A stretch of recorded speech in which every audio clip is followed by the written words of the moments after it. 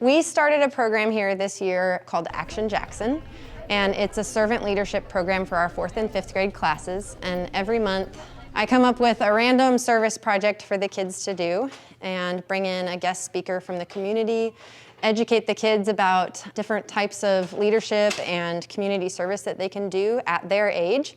So these are all things that they can do with their families or by themselves to help their community. Because this is our first year, we didn't go through a rigorous application process or anything. We just actually selected all of our 4th and 5th graders to try to start this organization up and going here in our school for servant leadership. And we just decided that we would start with all of our 4th and 5th graders to get it going. Last week, we had a big cereal drive. We challenged kids to bring 2 boxes of cereal, and all of that was going to go to Paxton's Blessing Box. We try to do a cereal drive right before spring break, just because a lot of kids are going to be at home, not guaranteed the breakfast that they get every day or the option to get breakfast every day at school. This is cereal, they can eat it dry, add cereal, they don't have to cook.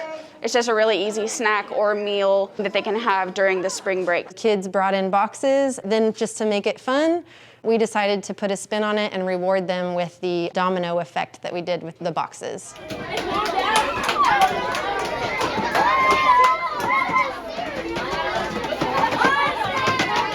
Ms. Atchison was talking about the physics of dominoes and then played a little video from Scholastics, which I thought was super awesome and something fun for the kids to kind of draw the two together. This was just something that they could look forward to and challenge each other, and you know, the longer the better. Ms. Turnout, can you get 14 from the end to come over here? We ended up with about 310 boxes, and we have about 350 kids at school, so almost 1 per kid, which is pretty good. I was explaining to the kids earlier, that's at least 310 meals. Hopefully we get 1 more meal out of a box, but that's incredible. And I love that so many people were a part of the solution for food insecurity, and I was super excited to see their little domino effect game, and just something fun to do for everybody. We'll take this down to our warehouse downtown, and then we will distribute it to several of our hosts, and then they will put it in their box extra cereal over the spring break time. We have an Instagram page, a Facebook page under Paxton's Blessing Box, and then our website is just www.paxtonsblessingbox.com. There's a location tab,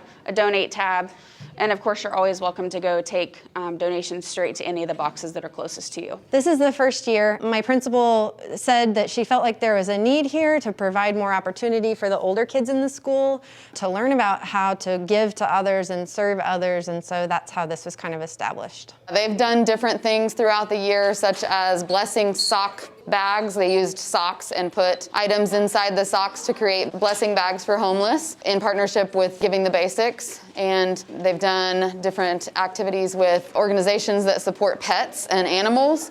They used fleece blankets that were donated by Goodwill Industries to create blankets for pet beds for dogs.